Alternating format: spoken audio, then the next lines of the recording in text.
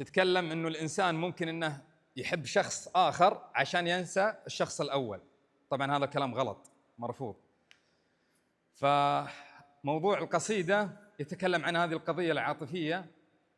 للأمانة ما كنت محضرها أنا قبل كل أمسية أسوي لي منهاج وش راح بقول بكرة، فأختار وش القصائد اللي بقولها. ما كنت محضرها. وأنا داخل الأستاذة اللي وقفتني طلبتها، فأنا بنقولها مع أني أنا ضدها، بس الشعراء يمكن يقولون ما لا يفعلون. يقول: حاولت أحب غيرك علشان بنساك، لقيت غيرك بالغلا ما كفاني، وحاولت أنسى كل شيء فيه ذكراك، لقيت اسمك ما يفارق لساني.